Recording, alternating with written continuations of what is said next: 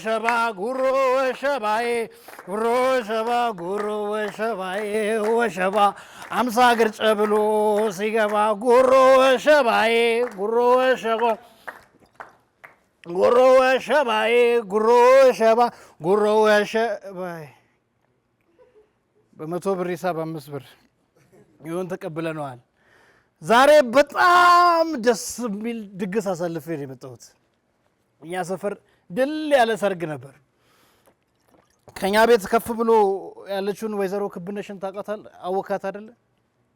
የመጀመሪያ ልጇ ባዩሽ ሳቱን ባንቻየው እሷ አንድ መላጣ ዲያስፖራ ጠብሳ ነበርና እሱን አግብታ ሰርጉ ተደገሰ አሉ። እኔም እዛ ሳስጨፍር ከርሜ ነው የመጣሁት።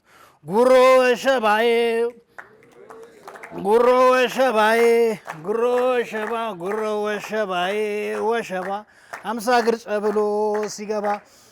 በእርግጥ የባንቻየውን እድሜ የምናውቅ የሰፈር ልጆች በማግባቷ ተደስተን 30 የሆኑ በምክንያት ነው ብለን ነበር። ያው ሴቶቻችን 30ን እንደሚፈሩት እግዚአብሔርን ቢፈሩ ኖሮ ይሄን የባንቻየው መልስ የደን ገነት ውስጥ ነበር የሚሆነው።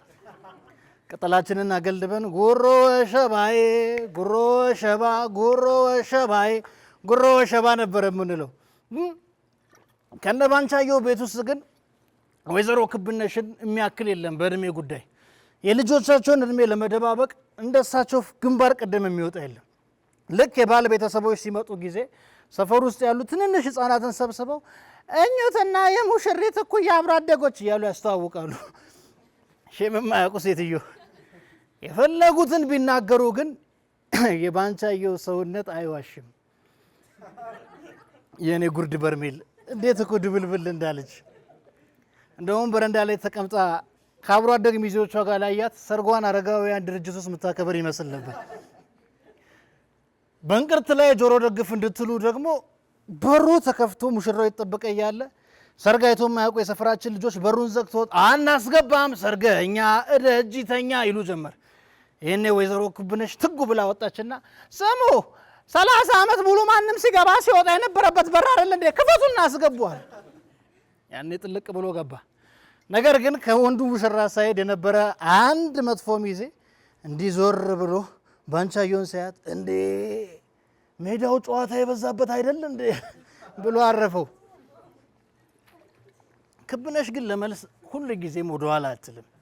ስማ ያንተም ዲያስፖራ መላጣ አይደል እንዴ? ያልገቡበት የለም ያልገቡበት የለም አላብዱ ኪያር ብላ መለሰችለት። እኔ ከዚህ ድግስ ካተረፍኳቸው ነገሮች መካከል ደስ ካሉኝ ነገሮች መካከል ከድራማውም ሁሉ ባሻገር የተመቸኝ ምግቡና ምግቡ ብቻ ነው። ዲያስፖራ ማግባት ጥቅሙ እዚህ ጋር ነው። አያችሁ ቡፌውን ልክ እንደሚልከው ሽማግሌዎች ነው ብዙ የሚያደርገው። የዘንድሮ ሽምግልና መቼም ሰርግን የሚያስንቅ ሆነዋል አይደል? እኔ ግራ ይገቡኛል። ቫራይቲያቸውና ቅልቅላቸውን ላየ እኮ ልዩነታችን ጉራማይሌ ለሚለው ዘፈን ክሊፕ የሚሰሩ ካስት ነው ይመስሉት። ሽማግሌው አይቀር አርቲስቱ አይቀር ፖለቲከኛው አይቀር ተሰብስበው ግር ብሎ ክብነሽ ቤት ሄዱ። እኔ እነሱን ሳይ ጊዜ ግራ ገባኝ። ወይዘሮ ክብነሽ ለኛ ሳይነግሩ መዳፍ ማንበብ ጀመሩ እንደ ያልኩ ያ ሁሉ አርቲስት ምንድን ነው የሚሰራው? ነገር ግን አማት በሉኝና አንድ ሚስጥር ላውጣላችሁ። ሀብታም ሽምግልና ድሃ ቤት ሲልክ የሙሽሪት ቤተሰቦች ናቸው ቆመው የሚጠብቁት። ያኔ ሽማግሌዎቹ ጮክ ይሉና ካልተቀመጣችሁ አንወስዳትም ይላል። ኧረ አንቀመጥም ካልተቀመጣችሁ አንወስዳትም ነው። ድህነት አይኑ ይጥፋ አይደል? አዎ የፈላስፋዎች ለመረረን መሽመከረ። የመካሪዎች መብዛት የመከራን ማየል ጠቆመ ብሏል ባለቅኔው። እኔ 50 ግር ደግሞ እላለሁ የሰርግ ቤት ቡፌ ለራብተኞች መች ጠቀመ፣ የሽማግሌዎች መብዛት የፍቺን ማየል ጠቆመ። ሽማግሌ በሽማግሌ ሲሆን ጊዜ ነገር አለ ብለህ ጥርጥር። ዘንድሮ የዮሐና አልበምና የትዳር ፍቺ ባናት ነው። አንዱንም ሳንይዞ ነው የሚወጣው። ድሮኛ ስናድግ የምናውቀው ከትልልቅ ሰርጎች መካከል ላይ ትንንሽ ሰርጎች አሉ ነው። አሁን ከትልልቅ ሰርጎች መካከል ትንንሽ የሙሽራ ልጆች አሉ ነው። ቀድሞ ወልዶ ነው የሚገኝ።